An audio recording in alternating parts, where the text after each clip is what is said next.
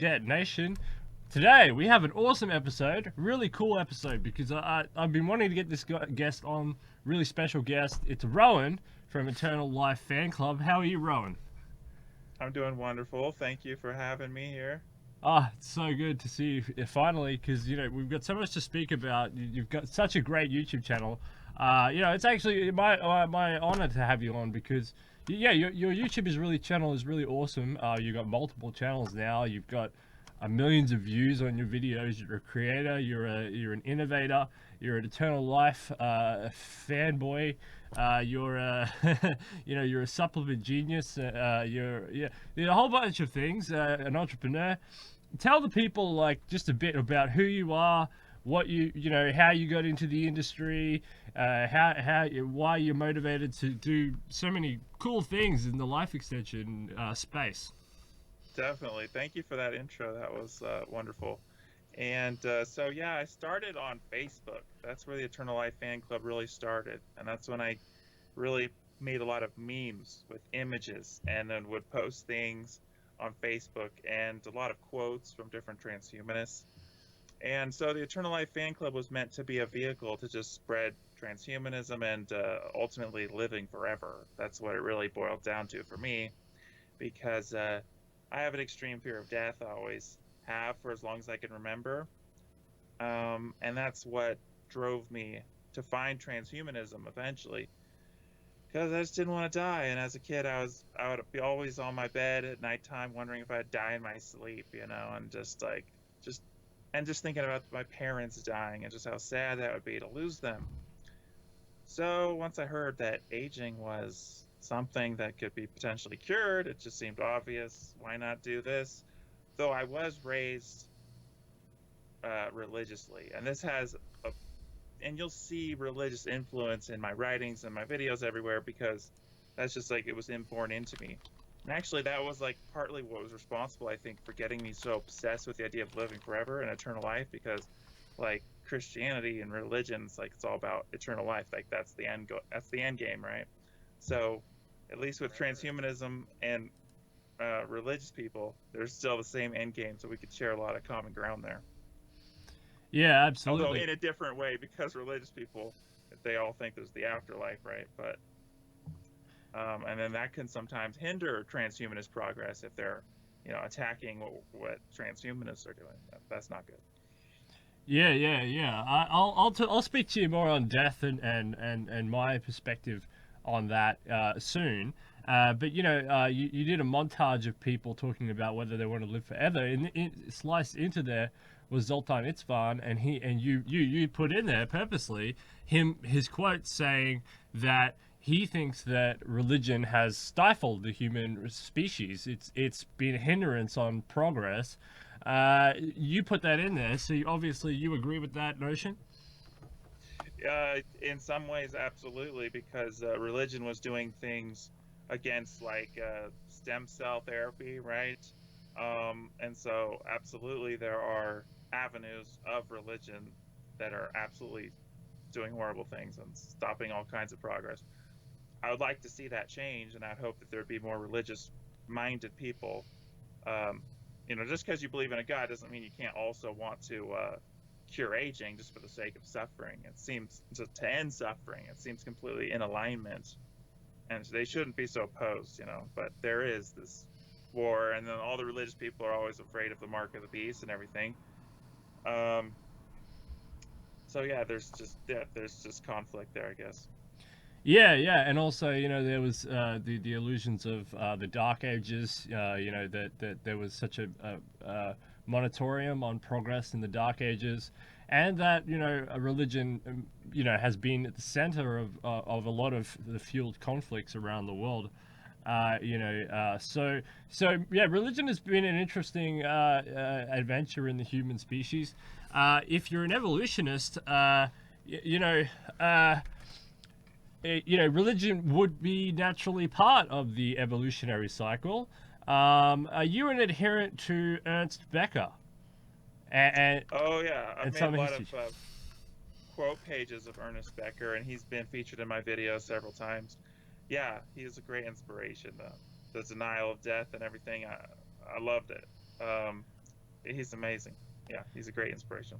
Yeah, because if you're an adherent to Ernst Becker's, the death theories that it's that we are subjective beings looking upon being subjective to Yeah. ourselves, being observed, like being our own instruments of observation, then religion makes sense. Then the wars and the horrors that spring up through that would obviously make sense then, because it's a way to apply meaning to essentially what would be a nihilist's sort of a Nietzschean philosophy of meaninglessness, because it brings meaning despite the destruction, because the more destruction, the more meaning, right?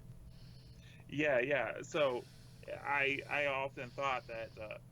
So what was interesting is that when I started my fan club, I was an atheist at that time, and I thought, and I was telling everyone, okay, if it's everyone who believes in God is just obviously a coping mechanism for death and everything.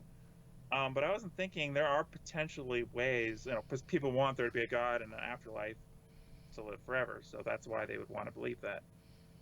But there are potentially ways where you could believe in a God, but then also not believe in an afterlife. Like that's a thing too. Nobody talks about that. So just because you believe in God, it's like you should still want to live forever physically.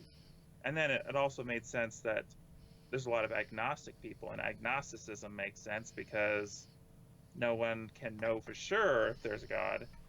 And that's why everyone, regardless if you believe in God or not, you should want to cure aging, just because this is the only life we know for sure exists. So that's always made sense to me. Then eventually I did, and that was more recently, like in the last, I think it was a year ago, I ended up believing in God again. I kind of returned back to my belief in God, but my fear of death didn't leave me. I still feared death just the same. I still wanted to cure aging just as much, So it's like, I wish more religious people who believed in God had that idea that just because you believe in God, like obviously we should want to live forever physically on this earth. It's interesting because the strangeness that is life, the dual glistening ball, the transcendental object that is life, is it's all open to interpretation because it's out of the box. You see, so Sam Harris is another person you've talked about, and he said it's not death that's the problem, it's life that's the problem, because life is the intermittent object between these two spaces, right? And it's kind of interesting because between these two spaces you've got a somewhat known, which is like I don't remember anything before I was born, and a somewhat unknown after your death. And I'll challenge you on one of your videos, because now, and I don't know, but you say meaninglessness ends at the point of consciousness. So after you die, your life has lost meaning. I mean, sort of, but we still talk about Alexander the Great, right? I mean, your meaning does live on through cultural enterprises and Right. human enterprises, but your own conscious meaning is gone, Yeah. right? So Yeah, and that's so when I say like death is the end of meaning and that your life is meaningless if you die, I'm implying that it's meaningless for you as the individual. Obviously, other people can still remember your life and everything, but in terms of self-interest, it doesn't help you if you're dead and they're remembering your life. So, but it also depends on the sort of mind state of the person, because if Alexander the Great, for example, wanted to live on in the minds of men but didn't want to live on as a being himself, for example, because maybe that's how he wanted it to go, because he couldn't live with himself in his psychological state for conquering half the world or something, then he would have succeeded in his mandate, however brief the human experiment, right?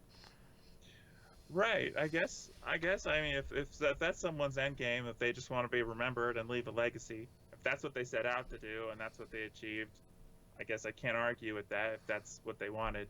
I guess to me personally, I was always trying to influence people to not care so much about their legacy or not care how they'd be remembered after they die, because I just want them to be focused on let's cure aging, let's live forever, and like almost trying to increase their selfishness in a sense. Like be selfish enough to want to survive and live forever. And oh, this is your mind. You only got one conscious, right? Like take it And, and seriously. that's actually where I was trying to push you, that word selfishness. So what do you think about selfishness? Is it good in the Ayn Randian way, which is the extremist perspective of, selfishness forever, or is it only okay in moderation, or is it only okay in certain ways you look at it? For example, human health, human consciousness, expanding the human life, that's okay. But misuse of resources because you're selfish and you destroy the planet, that's not okay. Where do you draw the line at selfishness? For example, if humans are consuming animals that overconsume in order to preserve themselves, is that okay to be selfish? That's perfect. Thank you for bringing that word up. That's where I was pushing you. Right.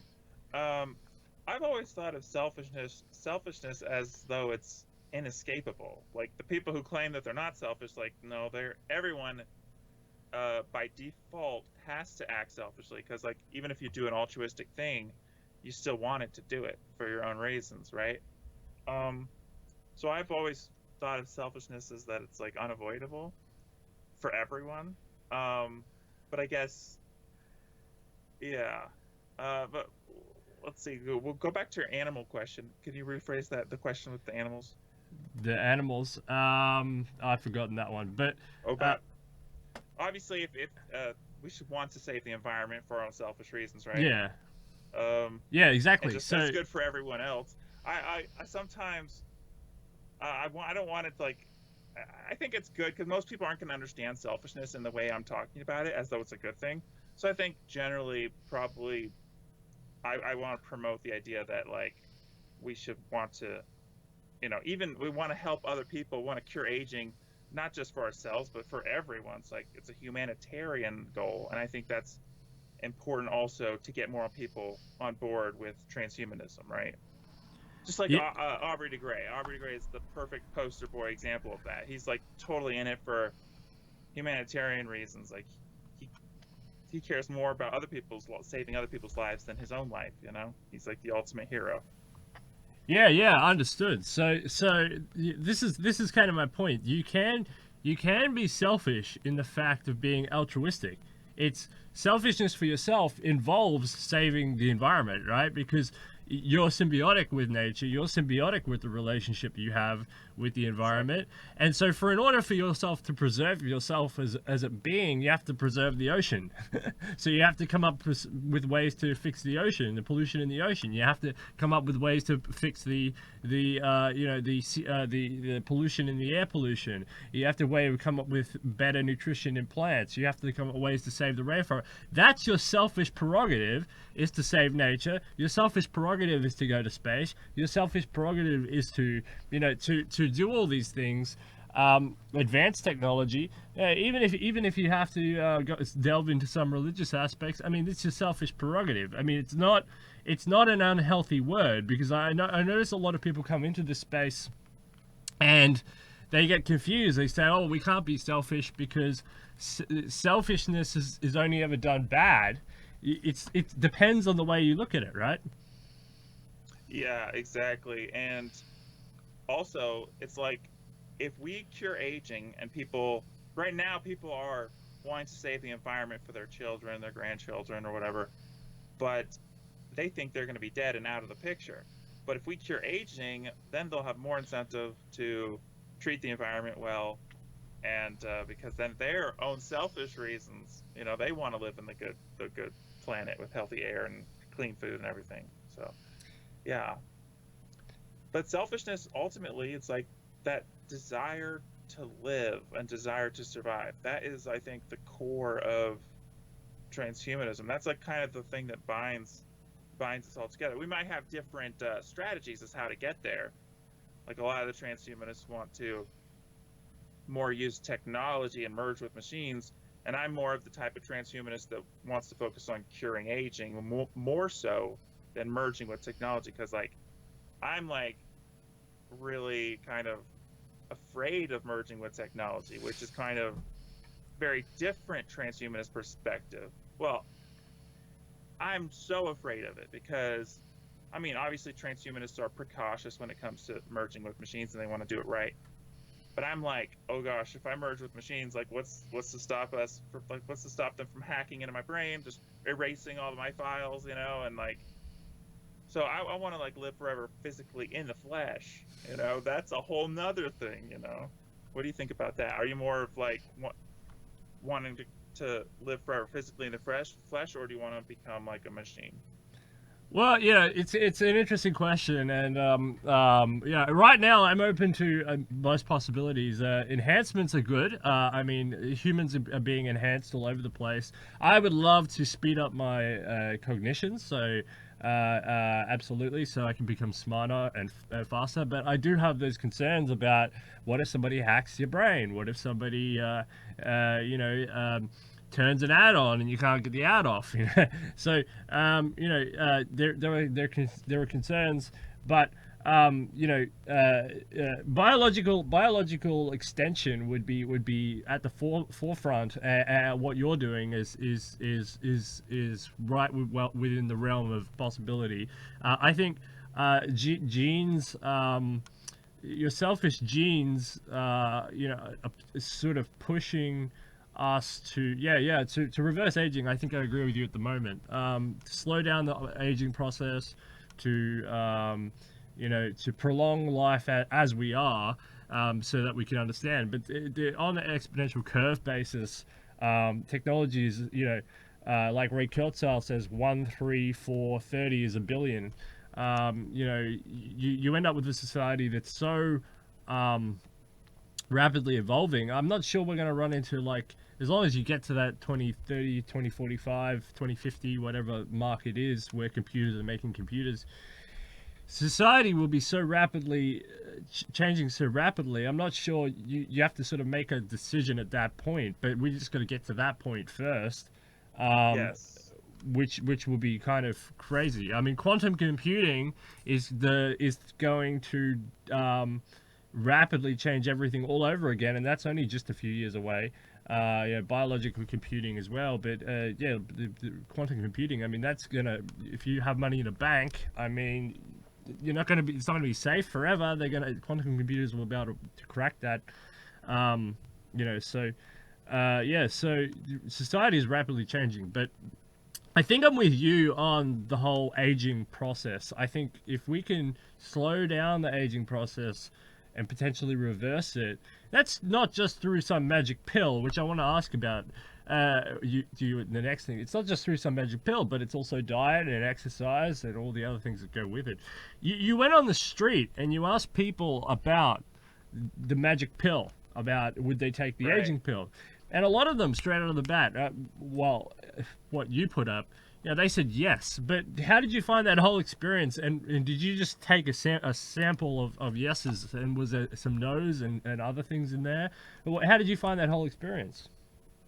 That was when I was just, getting a taste of how people respond to the kind of philosophy that I would preach all the time on Facebook and everything. And it was, kind of real surreal how people are just so like suicidal, like they have a death urge or something. It's like they want to die even if given the option. But I think they're just fooling themselves, most of them. I think it's fox in the sour grapes. It's like they would want to live forever. If it was available, they would choose it probably, but it's because they think it's out of their reach that they're going to tell themselves, oh, I don't even want that anyways. It's a coping mechanism, I think, for the most part, probably most people. It's because they've already given up. They've already accepted in their head that they're going to die one day. And so just changing that belief system is so hard. It's like, it's such a big rooted belief system that they're going to die, that changing that is really hard for a lot of people. And I think if that's basically, but I think like it was probably like over 50% of people were saying they don't want to live forever. So that just gives you some idea. Definitely, I think. I mean, forever is a long time, but if you had to reduce that down to, would you like to live an extra 100, 200 years? I wonder how rapidly how different the response would be for people. I mean, forever is a long time to live. And you didn't mention Right. what the context was. I mean, forever in a jar, forever as a human. Right. You know, you just say live forever, right? And I Right. mean, hell, for example, is living forever. I mean, some people, but like some people would prefer to live in hell because they're so scared of the other options. You know, so for them, hell isn't too bad of a place. But yeah, so it's like if you had have said, would you like to live for an extra 100 years? You just won the lottery. Here's the ticket. I would like to see the change in Oh, the it'd be answer. drastically different. Or even if I rephrase the question to be like, would you want to never age, just stop aging? You can still die from other things, you know, you can still kill yourself, but you're not going to age. Like, probably most people would say yes. So I purposefully phrased it in a way pertaining specifically to eternal life because I just wanted to show that dynamic as well. Like how many people are really against the idea of living forever, which to me is weird enough. I mean, that's crazy.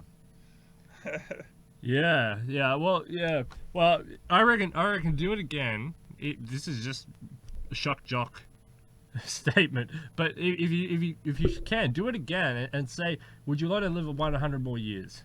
You know what I mean? And I reckon Oh, definitely. 80% plus would take that. I reckon they'd take it. And you know what? Once they got to that 100-year lotto, you'd say 100 more years, you just want another ticket. They'd say it again. They'd say, yeah, I'll do it again. I'll do it again. I'll do it again.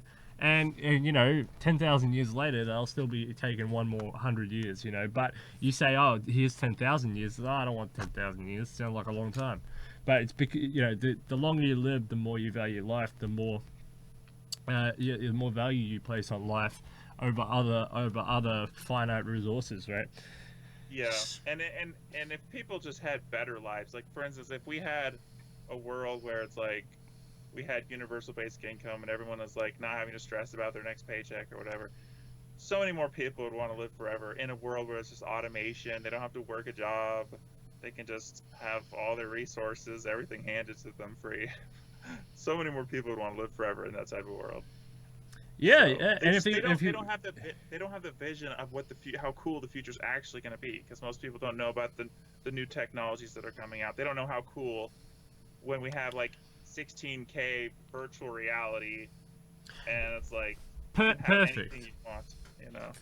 Yeah, because it would mean the future reality doesn't mean like people say, oh well, you know, it'll be a non-violent hellhole. But actually, you just mentioned it. That's what I was going to say. With virtual reality, you can live in as violent a world as you want. You can create an infinitely violent experience, and you would just wake up out of that, kind of like that movie Inception, right? So, you know, you just go down to a substrate world. You could live 30, 40, 50 years in your violent hellhole that you created in your mind, and you'd come back out, and there you go. You're actually still just, it's been a couple of hours, and you're just like out of your bed, right?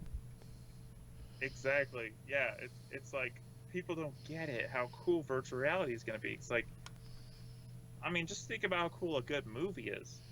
And it's like, but virtual reality, it's like you'll be able to be in the movie. You'll be a character in the movie. You'll be to recreate. You'll be able to be in the movie with your favorite characters. Like take your favorite movie, you could put yourself right in there and talk to them, and they'll be talking to you. I could be talking to Willy Wonka and Tinkerbell, you know. So yeah, that's awesome. Yeah, absolutely. Yeah. So you know, it's a fascinating thing. So let's talk about some of your other feats. I want to like let's talk about Pastor Anderson. You went to the Baptist church. You know, he's known as a bit of he's a bit nuts sometimes, but you know, he's a well-known preacher on the internet, Baptist preacher.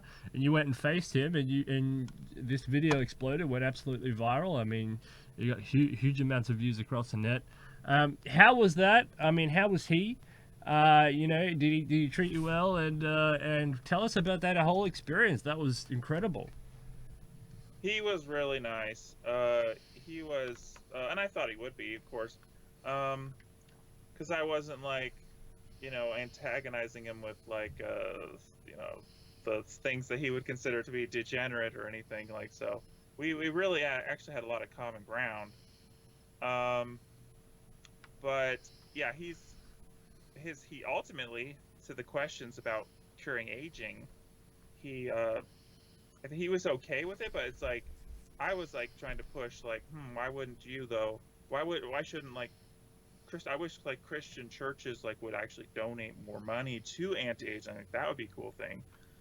But I guess I can see why they're not, because they're all just so convinced that they're gonna, you know, live forever in heaven. That it's not a big priority to them. But he wasn't so much against it, but he was against the technological aspects of it, like Mark of the Beast stuff, And that's where Christians are really going to divide with transhumanists. I think a lot of Christians and different religions would be fine with curing aging, but they're going to draw the line somewhere, and that line is when we start merging with technology too much to the point where we're putting, you know, brain implants, and that's probably where they're going to have issues. He was awesome, and then later, like he even like talked about me in one of his sermons, and he was nice to me. So yeah, I don't have any grudges against him. Jack from the island. Is he like Jack from the island? Oh, he looks so much like that guy. Absolutely. Yeah, everyone says that. Yeah. I saw that was a top comment on like all his videos. But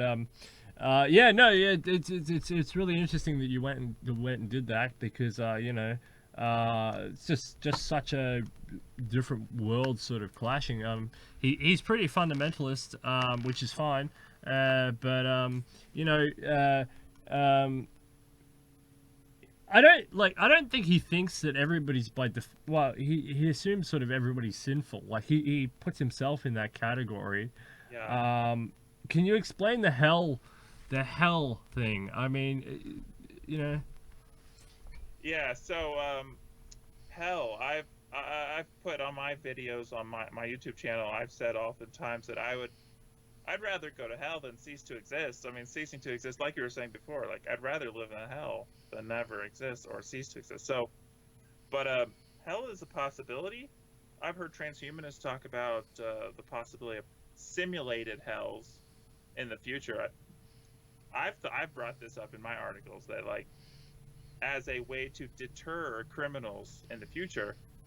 It's not this that we could, they wouldn't want to be criminals because we could make it so like we could threaten them with like, okay, if you commit a crime as bad as murder, you're going to go into a simulated hell that's going to be like forever, way worse than like a prison. But then, a lot of transhumanists would say that's way too unethical, way too mean to do that. So I understand that as well. It's just a different perspective, different way of thinking. And then Pastor Anderson thought I was going to hell, of course, because I, at that time, was an atheist and didn't believe. He still thinks I'm going to hell, even though I believe in God now, just because I don't have the right doctrine. But, yeah, what was I going to say? Yeah, he thinks I'm going to hell because I don't believe, and I was bringing up to him, and I bring this up to Christians all the time, does it make sense that God would damn people to hell over what they believe, when belief, as the way I see it, is not even a choice? We don't voluntarily decide what we believe. Belief to me is not a choice. It's like your skin color. It's like you believe what you believe and you can't help it. The people who believe in God, they don't choose to believe in God. They're just forced to believe in God. Their mind makes them. And the people who are atheists, their mind forces them to be an atheist. So it's like, it never made sense to me that God would judge people over their beliefs. It was weird to me. Yeah, I've never understood this whole cultural notion that I was raised fundamentalist, by the way, so I understand. I mean, I'm a fundamentalist religion. I went to church 3-4 days a week. I preached all the time until I was 16. I get the religious thing more than most religious people. Most religious people have never been to the church in their life, and they're like, "Oh, I'm the most religious." But I actually was full-on fundamentalist for about 16 years. So, I mean, we're talking 3-4 nights of church a week while I was doing uni, while I was doing school, while I was doing that my whole life. So I get that. It's like, you know, if people say, "Oh, you've never been to religion," I'm absolutely mad fundamentalist. Okay, so people got to get off my back on that. I know religion, I get it, probably more than most people. You know, really small community, pretty much like an Amish community, hardcore fundamentalists. So, you know, if people want to go at me and they say, "Oh, you know, you don't understand my religion, or you don't get religion," no, I crazy fundamentalist. Okay, sixth generation. So, you know, Wow.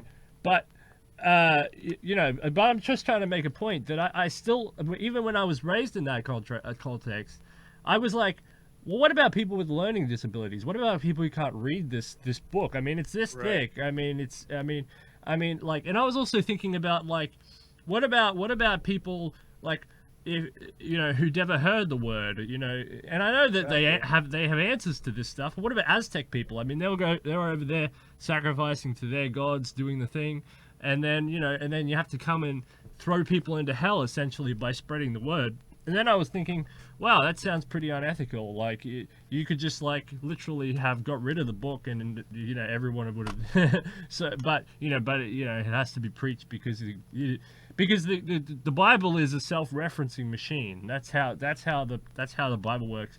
It's its own Yeah. dictionary. It's its own self-referencing machine. It's its own prophetic machine. And so, like, everything you have to do relates back to the Bible in the context of the Bible, except for when you don't. But for the most part, it is a self-referencing machine. So when you bring up these arguments with Christians, they say, "All right, let's go back to the Bible, and let's use the Bible to explain itself and why the word will be spread all over the earth because Jesus said so," and on and on and on. So, you know, and in that way, you can't really defeat it because it's a prophetic. It's sort of a virus, you know, that is a self-fulfilling prophecy, if you know what I mean. So that, but Right. to me, that was like, it's kind of like, what's the point of that? What's the point of like a religion that is sort of you know, it's. I mean, I never really got it. Like, even when I was in religion, like, hardcore, I still didn't really get it because I was like, you know, there's so many ways I could interpret this. You know, there's so many ways I Mhm. could read this scripture and it could go either way on this thing. You know, and Right. you know, why do sometimes we look at the Ten Commandments and we take that as gospel, and then sometimes we say, well, actually, that whole Old Testament stuff, wipe that away because Jesus cleansed it and it means nothing now. But hang on, back here when Moses made the Ten Commandments, he said, "Don't steal and don't thieve and don't covet and don't do all these other things." But they don't actually matter anymore because Jesus said so. Just follow these rules. Actually, no. Actually, now they're it goes round and round like that. It's confusing, and I guess you have to pick a doctrine, and that's why there's so many different doctrines, over 40,000 Yes. doctrines, where they're all spread out and they say different things, and Yeah. you can swap and pick. But what do you think about that whole idea? Confusing for I me. think it is very confusing, and that's the way, to me, God, the concept of God has to be in the box of confusion because you can never know for sure if there is a God, what the God is like. You can't know how the God is going to judge us. You can't know if the God has revealed himself through different holy books and what holy books. And it's all in the realm of hypothesis and questions, and we don't know the answers. So I think it's worth taking a guess. Like, this is one thing I do on my channel is I promote the idea of, like, the hypothetical God, which I'm sure you've seen me talk about the hypothetical God. It's so it's like, that's what I tell people. It's like, you can fear the possibility of God, but ultimately, don't let someone else tell you what the rules are. You have to figure out what you think the rules of the hypothetical God, if the God exists or not, we don't know, but it makes sense to prepare just in case. That's the logic that I tell people, like, hey, live a good life, be the best person ever, go above and beyond, try to be the perfect person so that if there was a God, it's going to be okay for you. God's going to welcome you and give you eternal life. But also, if there's not a God, we better also try to cure aging and live forever. So kind of have the best of both worlds, the best of religion, which is that fear of the God thing. It keeps people moral, and I think it's also good for society to have people believing that there's the God watching them and judging them and testing them all the time. It's like, because that's a judgment you can't escape, and so I think that'll help. It's going to help society at large kind of maintain its morality and things like that. Because if people think they can get away with anything in the privacy of their homes, they're going to be less inclined to be good, So I think that fear of God is a good thing. I think it has benefits. It reminds me, what you just said reminds me of Stolarov's wager. Gennady Stolarov? He's Yes. got his wager where it's basically like, if you don't try, you die. That game theory, have you ever seen that one? His wager? His game theory? I'm not familiar with it. I can't remember if I've seen it. I'll send it to you. It reminds me very much of that. But essentially, yeah, if you hedge your bets, like you're saying, hedge your bets, yeah, you might live. I mean, there's a possibility, but that's only like a small possibility. The real possibility is more of a idea that just cure aging. It's just Right. on the. My personal approach to this philosophically, to like the best strategy to live forever is like, it's like, of course, cure aging, that comes first, cure all diseases, but then also as a side add-on, you can put the Pascal's wager argument, but a modified Pascal's wager. Because when I was trying to do Pascal's wager, I realized quickly as an atheist, actually, I can't believe. Pascal is telling me, okay, just believe, because that's a wise wager, believe in the God. But I'm like, hey, I can't believe, and it's not a choice. So what the heck can I do? All I could do at that point was act like there's a God. Right? I act like my actions are being tested, and that would be further motivation to, I guess, be extra good and come up with rules you think that would make sense. That if there was a God, the God would kind of judge people according to certain moral standards and everything. As a precaution, that seems to make sense for everyone across the board, whether you're an atheist or you believe in God or agnostic. It's like, makes sense to just consider that maybe there's a God judging us and testing us, and that this life is some crazy test.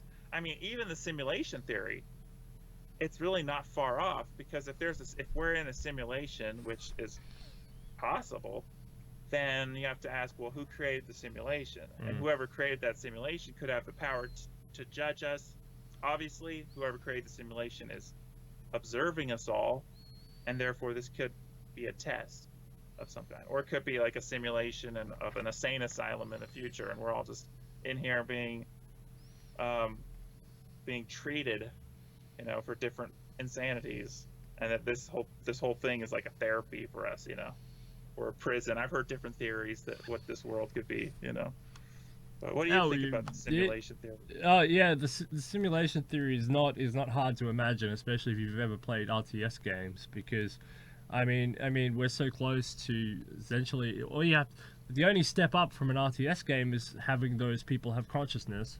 I mean, that's it. I mean, if those people had consciousness, you could move them around as if they were doing what you want, but they've got consciousness. I mean, you'd play the game differently. You'd probably not be so, So yeah, no, I don't see it as a far off the realm of possibility, especially when you consider that for transhumanists, it's all about computation. So the universe is quite large when you think about it. I mean, infinitesimally small when you consider about it in the grand scheme of things, but actually it's quite large. And transhumanists want to turn the matter essentially into computing power, so you could utilize through Dyson spheres across the whole universe, the whole of the universe as a giant computer. That's a lot of power. that's a lot of power. So that's a lot of computing mass. So to create virtual reality worlds, it's not out of the realm of possibility at all.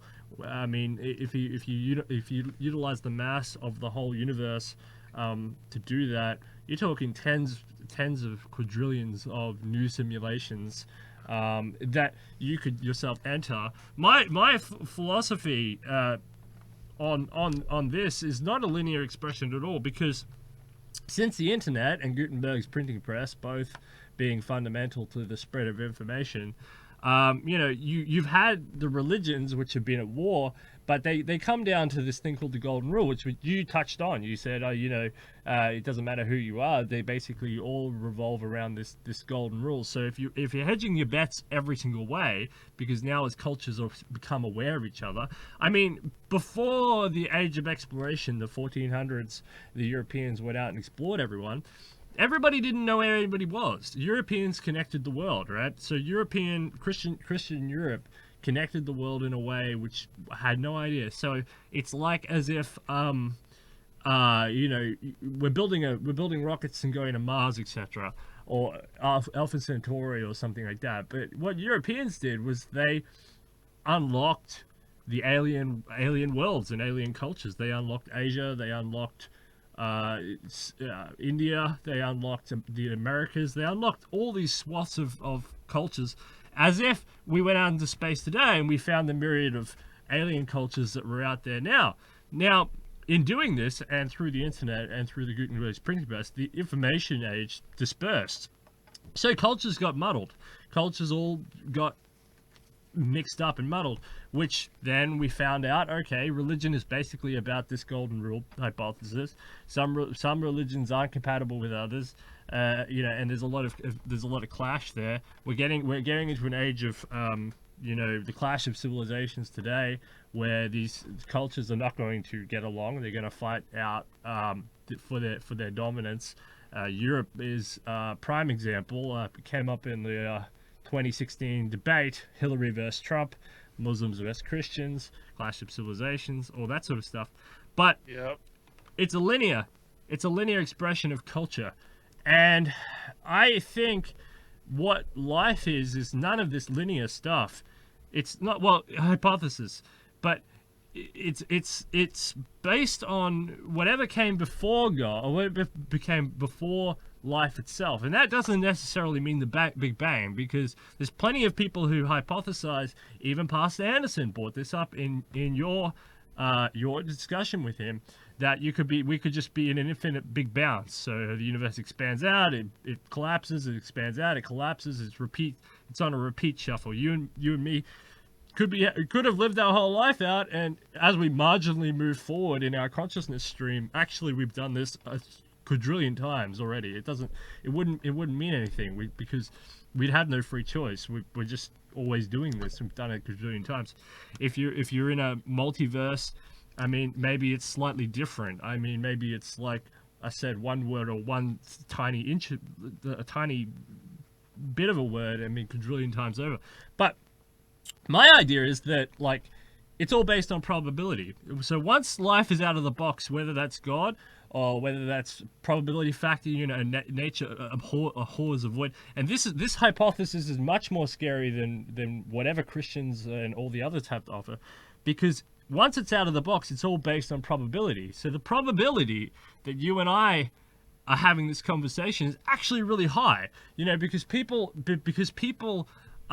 usually say, well, the probability that life exists actually has a lot of zeros on it, and the probability that you exist actually is really infinitesimally small. But I actually say, no, hang on, that's actually a really large probability once life is out of the box, regardless of however that came about, because you're open to infinite probabilities then.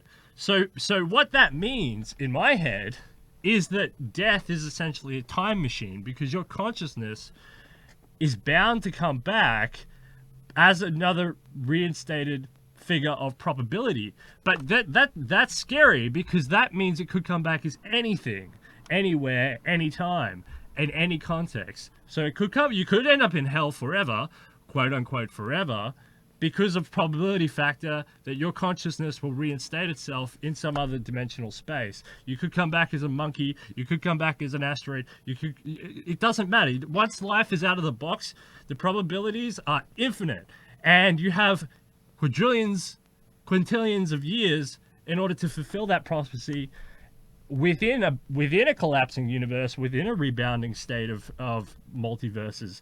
So once life is out of the box, there's so much probability factor that your consciousness is, you're stuck in an infinite loop of life, and that's actually the scariest thing. That's the probability factor. So that's kind of my idea. Like that everything will just repeat and repeat and repeat. I've heard that theory. But it's not within this state of human flesh. It's based on your consciousness, which is a configuration of whatever that is.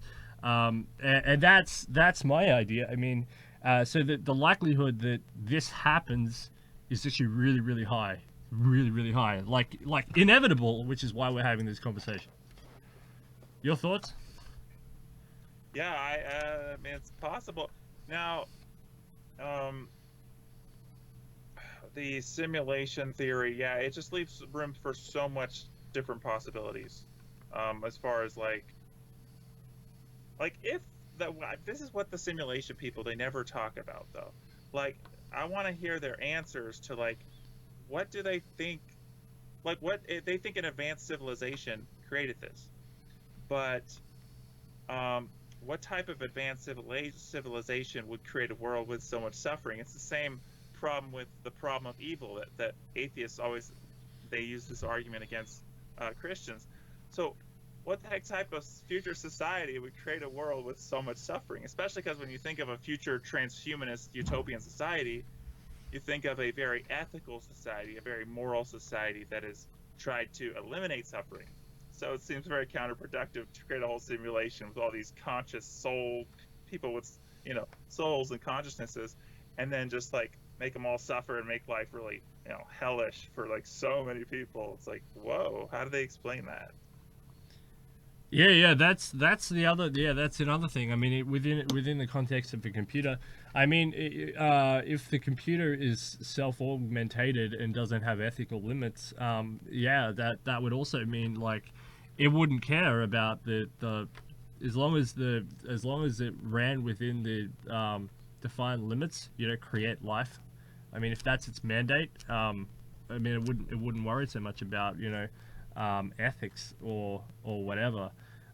So yeah, I'm not sure. Yeah, the simulation hypothesis is it's one to ponder. Advanced computers in the future, which are projecting back. I mean, I think on your channel I saw somebody, I think it was Sam Harris, talking about this would be a social experiment for an advanced Christian community, for example, who are running the end of days simulation or something. So the possibility that Jesus, Muhammad, or somebody else is coming back is extremely high, and you better become a Christian today because that's the simulation that's being run.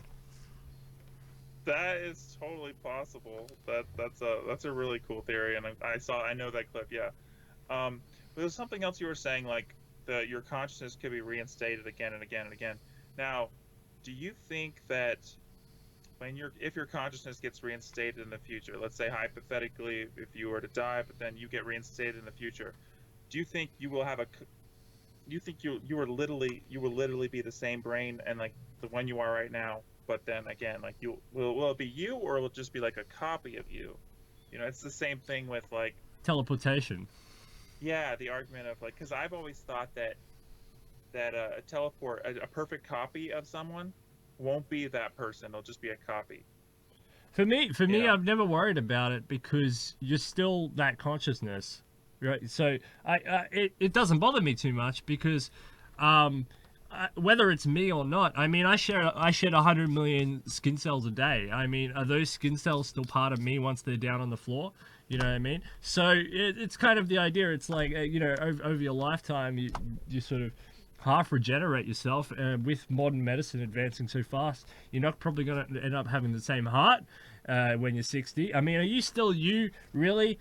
Even in this modern day, you know, when you're shedding so much skin, you get a haircut, you know, you cycle through so much hair, through so much skin, you know, you get different replacements. Like a car, we're becoming like a car, we're becoming like something you insure, you know, so I mean, are you really you anyway? I mean, it doesn't, for me, it wouldn't matter if I went through a teleporter from X to Y, because I'm still just some conscious being inside a biological shell on the other end, and I look like me, and I feel like myself, and there's nothing over on the other where I began to really argue with me that I'm not me. So I don't worry about that, because it's... So let's say we have teleporters in the future, like Star Trek. Okay, you would literally take one of those. I'd be so afraid. I would like, no. I'd be like, no way. With any advanced technology is indistinguishable from magic. That's what they say, right? So. Oh right, yeah. So you know, some people, if you took this Skype technology to the 1500s and you said, hey, we can connect across the world, you know, some people would say that's sorcery. You know, hang that person up from the tower. You know, Inquisition, come and take these people away to the madhouse. They're using witchcraft and sorcery. But, you know, Christians utilize these tools. They pay money to utilize these tools to spread the word of Jesus Christ. So, you know, once people become accustomed to a tool, you know, and become safe enough, I mean, people go from fearing it to utilizing it. Within, whether religious or not. I mean, you've got to be Amish, or you've got to be some neo-Luddite religion and or non-religion in order to reject technological advances on the basis that they're scary, or they're unethical, or or you know, or all these other arguments that these people bring up. You know, because, you know, once they're proof safe, I mean, what's the difference between teleporting and jumping on an aircraft? I mean, you know, if you were still jumping on an aircraft which had a higher probability of failing, it was more damaging to the environment when you have to end up shipping all of the stuff over to create this thing, plus it uses fuel and energy. I mean, if you were still taking aircraft in the future when everybody was utilizing teleportation technology and causing damage to the environment, you know, people might want to throw you in jail and say, this guy is still using an aircraft. I'll be using a boat. I'm too afraid to. I'll probably be too afraid to fly in planes, even in the hundreds of years in the future when they're like super safe. But you get my point, right? Yeah. Yeah. So that's the idea. Its technologies are indistinguishable from magic, and you know, they're just simply tools. Even the religious community gets on and gets aboard and embraces. Yeah, I think that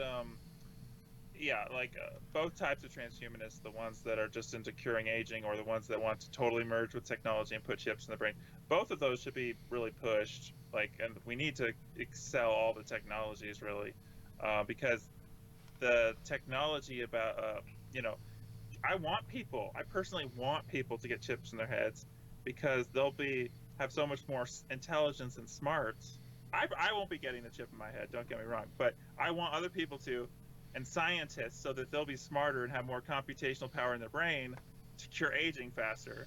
So it's like a selfish reason why I want other people to get chips in their heads. I'm not going to do it. Why won't you do it? You're like a big preacher of this stuff. Because I'm afraid of the chip in the brain, especially.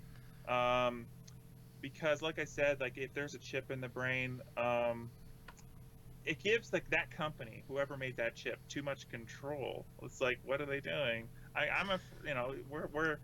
We're like afraid of like Facebook spying on us and everything like that, and the government. Well, what can they do if they have a chip in your brain? You know. But you're okay with putting other people through that process. Well, Yes, you know how bad that sounds, right? well, I would advise them not to do it, I guess. But I could see the value to society if there are people doing that as well. Do you know Um, one of the largest chip manufacturers in the world? um, I don't know. The I'm thinking when you one of the largest talk chip. about chip manufacturer, it makes me think of like the like Elon Musk, because Elon Musk is doing the Neuralace. Well, yeah, Is that? he's doing Neuralace, but the chip manufacturers would be, something like Qualcomm. Have you ever heard of Qualcomm? Oh, Check out Qualcomm. These guys are good. Big American company based in Taiwan. And if there's a World War III, this is something that people don't talk about. MH3117, that plane went down full of Qualcomm people. It went down. Full of Qualcomm people. But if there's a World War III, it's going to be over the silicon chips being produced out of Taiwan through the Qualcomm company, which are in line with your hypothesis about future, computational power, increasing brain computational power. It's all being done through Qualcomm. It's very interesting in that regard. MH3117, people should check it out. But anyway, whoa. I don't But you really. know what I do want? I might not get a chip in my brain, but I definitely want advancements in the form of like nootropics, and let's get the limitless pill. Let's get a pill where I can take and just like be super smart, like without having to put chips in my brain. I don't even like metal in my teeth. I got all the amalgam fillings removed out of my teeth because I just don't want to have like mercury and metals in my teeth. So you're a And then naturopath. like, You're a is this? naturopath life Yeah, I'm extensionist. kind of a real natural, super health nut type of person. And then also like if they're putting a chip in your brain, is that the plan is to get that connected to the internet, right? And Hmm. so, what if that creates weird radio waves, like Wi-Fi waves that are bad for your brain? I don't know. They'll probably try to figure out some way to fix that problem, but Yeah, it's going to happen because our fingers are sluggish. They're too slow. Our eyes are too slow to read. We're too slow as humans to keep up with the technology, and then as people advance, they become even slower.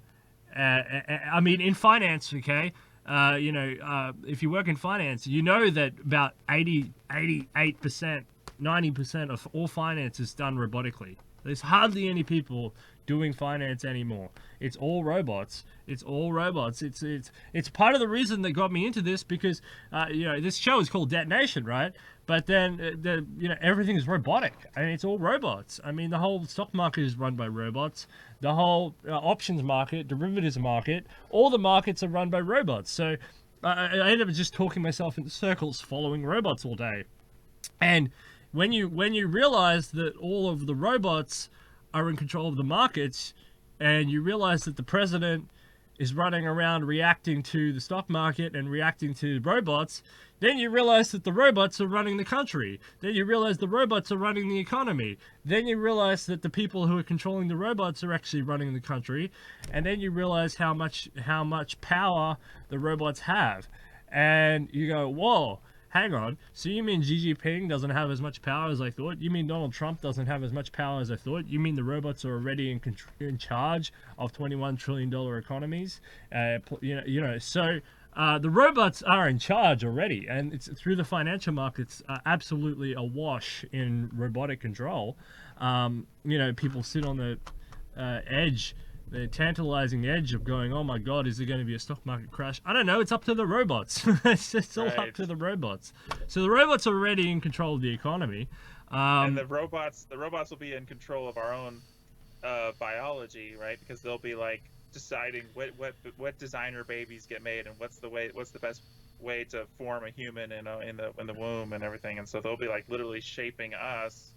And so yeah, they're going to be controlling us to a large extent. So they're already in control of the economy. They took over control of the economy, and that's what we talk about on this show. We talk about Karl Marx. He said at the end of the capitalist regime, capitalism will turn all financial, and the financial there's financialization of everything. And if you look at the markets, that's exactly what is happening. It is financialization of everything, and that's all controlled by robots. Robots are seeping into the military sphere like mad. Boston Dynamics, Google DeepMind, all of the arms race in AI and stuff. The military drones. The battlefield is becoming an electronic warfare field. The robots are seeping into the military like crazy. It won't be that many years until humans start to come out of the loop of the military even more. Robots are taking over the military. Robots, as you said, robots are starting to take over health. They're starting to do surgeries. They're starting to take over the designer babies. They're starting to take over genetics. They're starting to take over. Scientific fields, so labs. Traveling. Did you already say the cars? No, we haven't mentioned the cars. You're right. Yeah. Like aircraft, they already took that over years ago. Yeah. Shipping is and the thing with AI and self-driving cars is it's going to be safer because the AI will be able to learn billions of times over extra fast. So like when you have a person, they sit there and they go, all right, I have to learn to do this one and do this one and put my feet on the pedals and I have to learn how to dodge. Once the AI learns that, it'll have billions of cars to learn simultaneously.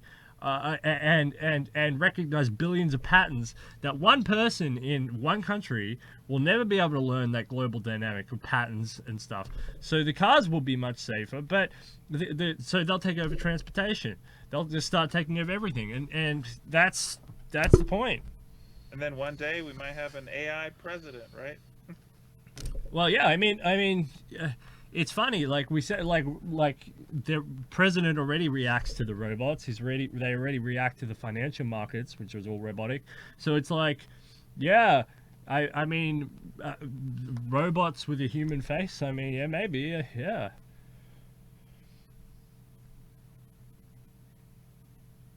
Sorry, yeah. Oh, I have a question for you. Yeah. About so when you broke away from Jehovah's Witnesses.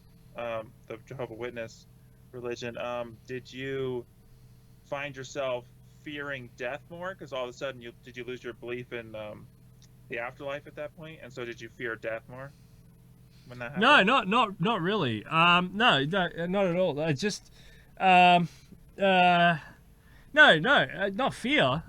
Just sort of reconfiguring what life actually means. Just oh, okay, that's cool. So, Jehovah's Witnesses suck.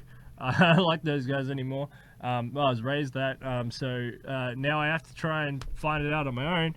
And what that means. And the unfortunate thing is that, Christians are going through a very sad and sorry state right now. Because actually, I lent on Christianity pretty hard. And I said, come, let me be a Christian, person. I'll be Catholic or I'll be this or that. But the problem is they were going through so many scandals at the time. It sort of turned me off, and then you look at the perceived weakness of the Pope in Rome and this 21st century sort of,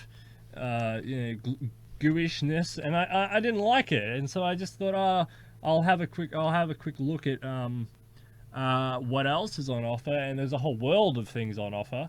And that kind of raises a lot of questions in itself because there's a lot of cultures out there developing their own sort of unique perspectives on this topic. So, no, it didn't make me fear it. It just made me go, oh, okay, there's plenty of possibilities out there as to what you've been raised by. It's time to reconfigure and rejig what you conceive of the notion of life as it is. That's my answer to that question. All right, because I was gonna say like when I lost my belief in God, it did definitely make me more afraid of death. I'm still now believing in God. I'm still as afraid of death as I was, but it's just like for me, it's like the losing of religion. I think that is essentially that can benefit the world, I guess, if people. In some sense, I want people to believe in God because I want people to fear God, fear the hypothetical God. But in another sense, I don't want them to take so much comfort in the idea of a God that they'll lose their motivation and interest to like cure aging, you Mm. know. And I could see I want people to fear death because I think if more people fear death, then they will want to cure aging and just promote anti-aging stuff, right? Mm. Yeah, so let's talk about this idea of curing aging, because why is it so important that it's about curing aging? What's so important about that notion? Because aging is killing more people than any other cause. And yeah, I extensively watched so many Aubrey de Grey. You know, whenever I think of aging, I just think of Aubrey de Grey lectures. Just trying to, what can I repeat from an Aubrey de Grey lecture? He's the master of this. But yeah, aging sucks. Just, I mean, I'm looking at my parents; they're getting older. I'm looking in the mirror.